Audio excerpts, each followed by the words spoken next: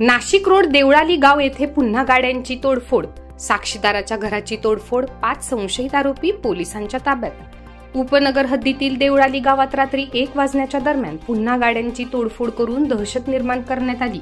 मागील भांडणाच्या कुरापत काढून एकाला मारण्याच्या उद्देशाने आलेल्या संशयित आरोपींनी परिसरात दहशत माजवली। याबाबत अधिक माहिती अशी की फिर्यादी आतिश सोन्या बापू जंगम तसेच पत्नी कविता भाऊ चिवराज जंगम तसेच आई लता जंगम व 2 लहान मुले हे सर्वजण झोपलेलो असताना सोसायटीमधून बाहेरून मोठमोठ्याने शिवीगाळ करत, "ए आबा पवार बाहेर ये, आम्हाला दम देतो का?"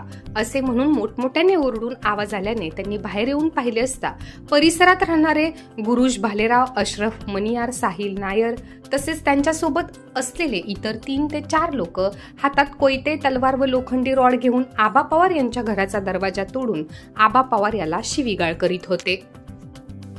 त्यातील सूरज भालेराव, अशरफ मनियार, साहिल नायर व त्यांच्यासोबत 3 ते 4 जणांनी आबा पवार यांच्या घरात प्रवेश करून आतील सामानाची तोडफोड केली। आबा पवार यांच्या घरात कोणी नसल्याचे पाहून ते लोक खाली आले व आबा पवार याला मोठमोठ्याने शिवीगाळ करून त्यांच्या हातातील कोयत्याने घरासमोर पार्क केलेली वाघोली यांची पिकअप तसेच किशोर सिसोदे यांची वेरणा या 4 चाकी गाड्यांच्या पुढील काचा फोडून गाड्यांचे नुकसान केले। काही महिन्यांपूर्वी देवळाली गाव महात्मा गांधी पुतळ्याजवळ सलून मध्ये एकावर हल्ला करण्यात आला होता। आबा पवार हे त्या प्रकरणी साक्षीदार होते। संशयित हा 1 दिवसापूर्वीच जेलमधून सुटला आणि पुन्हा दहशत माजवण्याचा प्रकार केला। गावातील अशोक पिरोडे, सचिन देशमुख, बाळासाहेब जगम, नियाज अली सय्यद, जगदीश थाधोले असे जागे झाल्याचे पाहून सूरज भालेराव, अशरफ मनियार, साहिल नायर असे त्यांनी आणलेल्या 2 मोटरसायकलवर बसून आरडाओरडा करीत व्यवहारे यांचे बिल्डिंगकडे निघून गेले। त्यांच्या हातात कोयते असल्यामुळे कोणीही त्यांना पकडण्याचा प्रयत्न केला नाही। जाताना त्यांनी गल्लीत पार्क केलेल्या सर्व मोटरसायकल तसेच कारच्या काचा हातातील कोयत्याने व लोखंडी रॉडने फोडून तेथून निघून गेले। आबा पवार याने 1 महिन्यापूर्वी सूरज भालेराव याला मारहाण केल्याचा राग मनात धरून आबा पवार याला मारहाण करण्याच्या उद्देशाने घराचे दरवाजे तोडून आत प्रवेश केला व आतील सामानाची तोडफोड केली।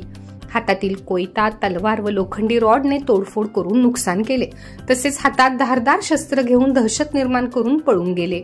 तोडफोड प्रकरणी आतिश सोन्या बापू जंगम, किशोर सिसोदे, बाळासाहेब जंगम, तुषार शिंदे, अशोक शिरोडे, जगदीश वाघोले यांच्या तक्रारीवरून उपनगर पोलीस ठाण्यात सूरज भालेराव, अशरफ मनियार, साहिल नायर आणि त्यांचे साथीदार यांच्या विरोधात गुन्हा दाखल करण्यात आला आहे। वारंवार होणाऱ्या तोडफोडीच्या घटनांनी देवळाली गाव परिसरात राहणाऱ्या नागरिकांनी नाराजी व्यक्त केली आहे।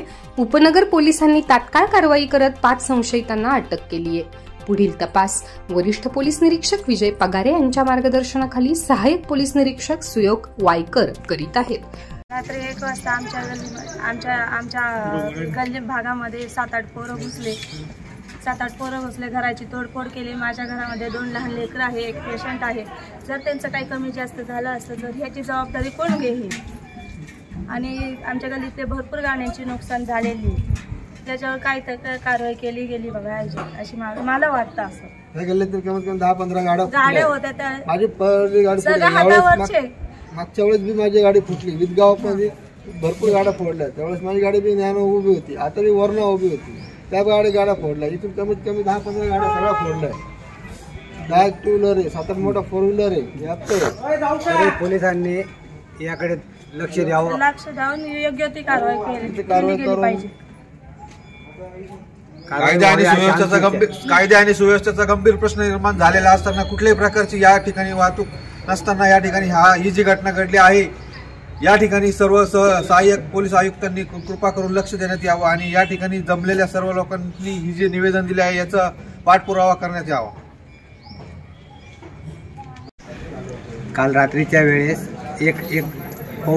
एकच्या सुमारास या गाडीचे एवढं नुकसान केले आणि आम्ही हातावरचे लोक आहे, 7-8 जण आलेले होते। ते सगळे तलवारी, कोयते, सुऱ्या घेऊन आलेले होते। 2 2 व्हीलर होत्या त्यांच्याजवळ, त्या 2 व्हीलर आलेले होते। त्यांनी असे नुकसान केली आहे।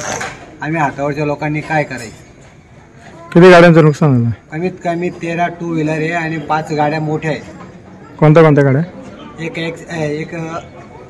कोणती गाडी आहे? एक वारणा आहे, एक पिकअप आहे, त्याच्यानंतर एक ॲपे गाडी आहे आणि एक स्विफ्ट आहे.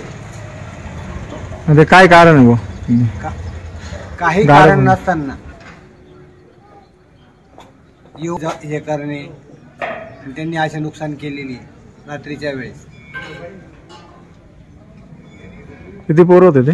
7 ते 8 पोरं होते हां.